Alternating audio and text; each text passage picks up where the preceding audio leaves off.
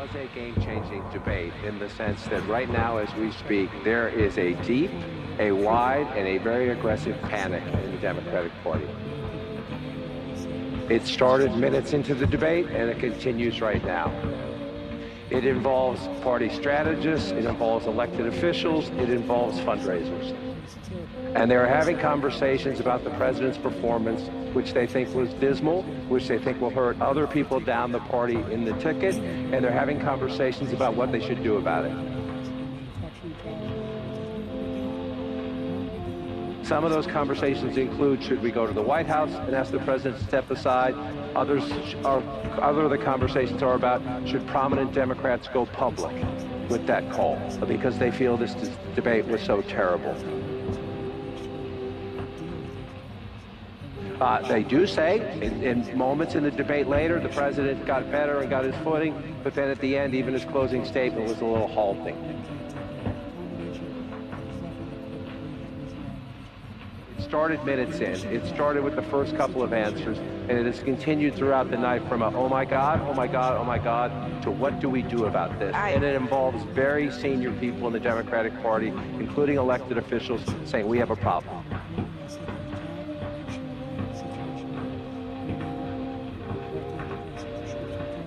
Just to co-sign what John is saying, I mean, the panic that I am hearing from Democrats is not like anything that I have heard.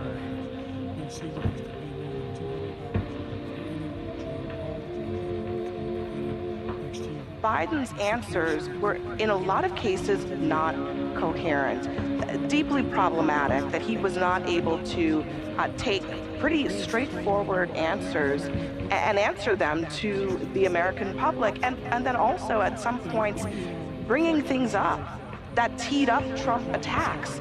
So there's a real concern here tonight that there's been some real damage done that cannot be undone.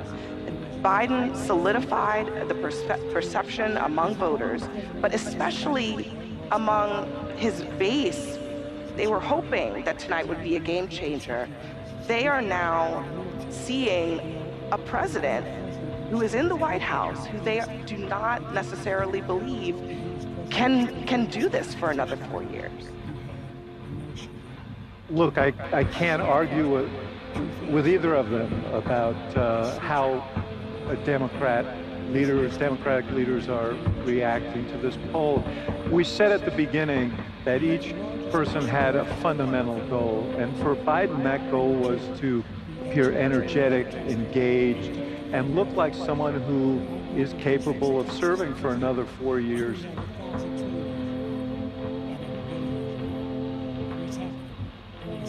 There is a feeling, I think there was a sense of shock, actually, at how he came out at the beginning of this debate, how his voice sounded, he seemed a little disoriented. He did get stronger as the debate went on, but by that time, I think the panic had set in, and I think you're going to hear discussions that I don't know will lead to anything, but there are going to be discussions about whether he should continue. And I think part of it is Donald Trump did not meet his mission either. He could not resist the temptation to be nasty, to prevaricate about a whole bunch of things, about his own record, about Biden's record, and to seem petty and small at times. So what you saw was a candidate who's deeply vulnerable and a president who may not be able to take advantage of it.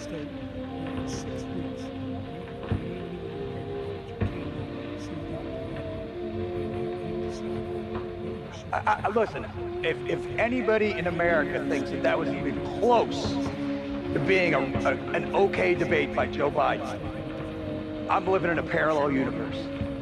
That was an unmitigated disaster for President Biden from the second he walked out to the closing statement.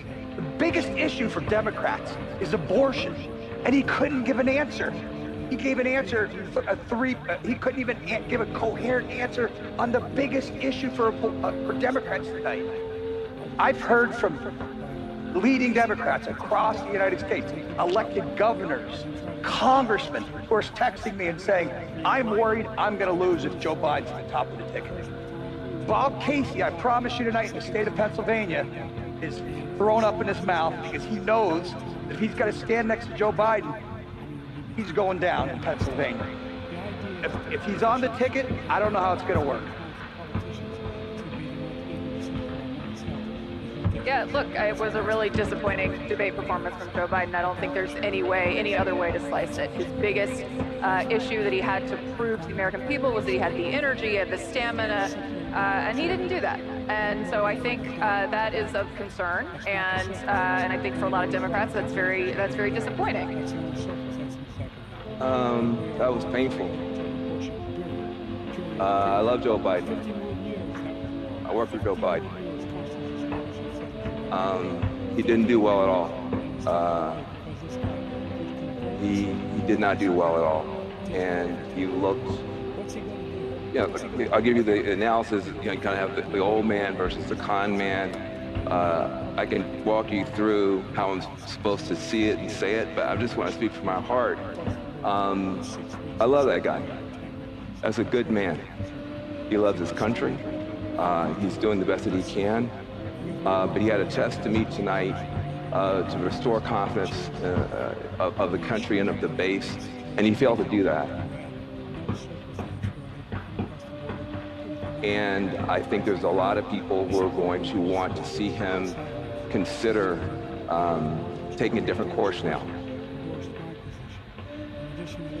We're still far from our convention, and there is time for this party to figure out a different way forward if he will allow us to do that.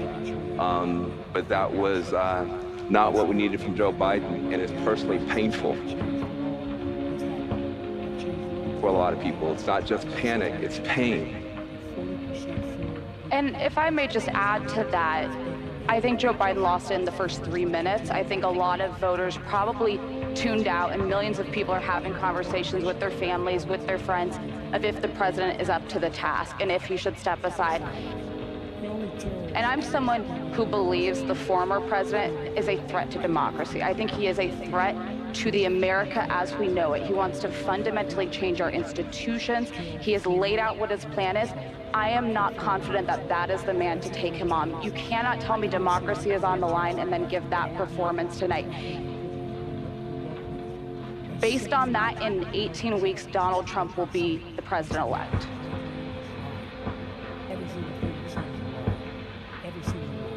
The question is, and my question actually is, what happens? Because it's a great political strength of Joe Biden is his resilience and his stubbornness.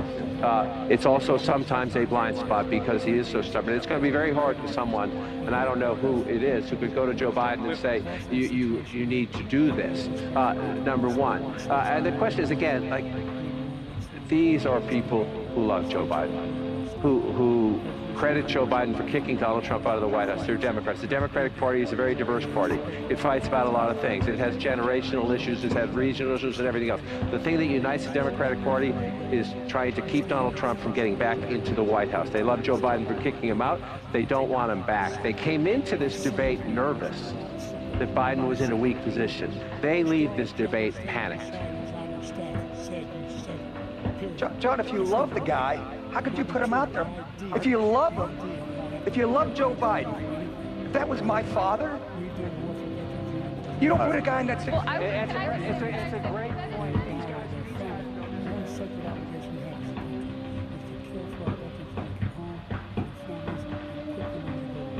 There's this legacy in the Democratic Party. You don't challenge the incumbent because when it's happened in the past, they haven't beaten the incumbent. What happens now? Well, a couple things happen. Number one, we wait. I would say we should wait. We won't.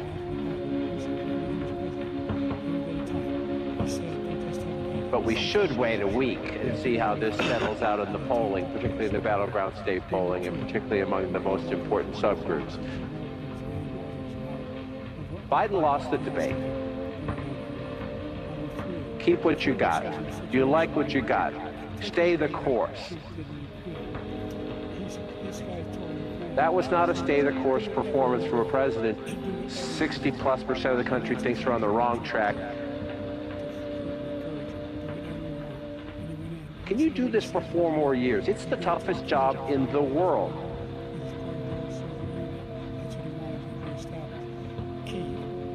And so even in the middle of the debate saying he had a cold, I have a cold. I get it. I get it. That sucks. But, you know, he's the president of the United States. When the phone rings at 3 o'clock in the morning, the world doesn't matter if you have a cold or not. And the president did intensive preparation for this debate. I mean, that's the other part of this. And they signaled that repeatedly. They told repeatedly. I mean, he was in Camp David. All of his top advisors were there. They were preparing him as well as they possibly could for this moment. He came in here saying, sorry, man, just a moment, but he had to solidify, and it's not just his base, it's who voted for him the last time around, right? Now, who voted for him last time around was enough for him to beat Donald Trump. Donald Trump can stay just where he was the last time around, and if Joe Biden erodes so significantly that it's less than what Donald Trump got, Donald Trump wins. Okay, that's how the math works here. So he has to bring back all of those people, whether they're Democrats or not, who cast a ballot for him. Was he able to do that tonight? I don't think there's anybody who thinks that he was. Republicans would never throw their guy overboard. Even if they had a guy that had felony convictions, even if they had a guy that led an insurrection, even if they had a guy who was a serial liar, they would never throw their guy overboard. And there are people who are angry tonight. The Democratic Party leaders are already abandoning Joe Biden. And they're saying that we already know that he's older and slower, but what he stands for matters. The Democratic Party is too scared to stand up for Joe Biden. Other people will. People can love Joe Biden. Lots of Democrats do. I worked with him. I have deep respect for him. Yes, sir. But as you said earlier, the stakes are enormous. You said democracy's on the line. It is. And so it becomes less an issue about loyalty to one person than to the idea of how much are you willing to fight for? I just want to give a voice to other folks. One of the reasons I started this voter project is Washington is often wrong about these things, so I'm always skeptical when all the elites in Washington or the people who live comfortable lives in Washington. This conversation is not just Washington. I want to make that clear tonight. This is Democrats across the country who are watching, Democrats who live in competitive areas, Democrats who love Joe Biden. It'll be interesting to see how it shakes out. But the other question I would just raise is, there has to be a conversation with the president after tonight. Right? Some of those conversations will be from people who say, sir, you should step aside.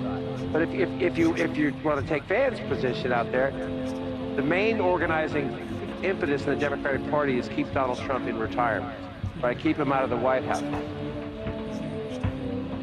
So if you won't step aside, what are the conversations about what to do about tonight?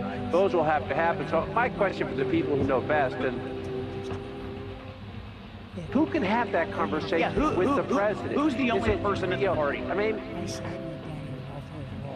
Bill Clinton or Barack Obama might call him, but I don't know if that would matter. Is it Jill Biden, Ted Kaufman? Who is it? You know, I don't think there's any other way to put it. This was clearly a person who was diminished from where he was on the debate stage 4 years ago. I think for a lot of Americans who don't follow politics closely, they saw that and they were shocked. And yeah, I will tell you, Anderson, what I see now and over the course of the next few hours and days is that it's going to come down partly to how Joe Biden makes sense of this, because his self-mythology has always been, okay, I'm the guy that gets knocked down and I get back up. That is, in some ways, it could be a real impediment to him if he's not going to be able to listen clearly to what people around him are going to say. There has to be some very hard conversations, and if he is in some ways occluded by that story that he tells himself, that he can always prevail, that's going to interfere with his ability to be a clear strategic thinker. And Joe Biden was vice president for 8 years. If there's anyone who should have understood how hard it is to be vice president, how hard it is to establish an identity as vice president, it's him. It is a fair question to ask right now, what is going on inside the White House every day?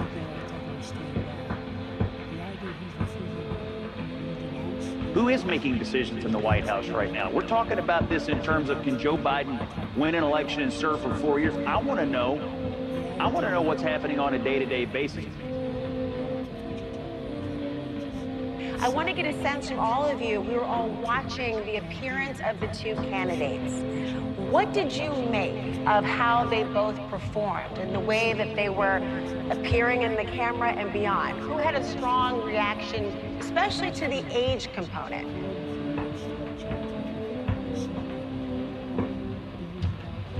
I would have to say, after watching the debate and watching how Biden handled himself and answering the questions, it reassured me of his underassurance to be able to lead our country.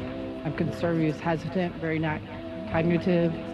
Seemed like his data, he was missing his numbers, so very concerning. That's somebody I don't think that needs to lead our country.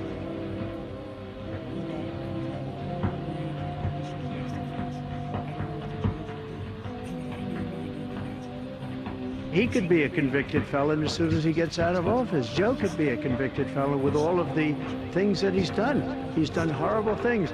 All of the death caused at the border, telling the Ukrainian people that we're going to want $1 billion or you change the prosecutor, otherwise you're not getting $1 billion. If I ever said that, that's quid pro quo.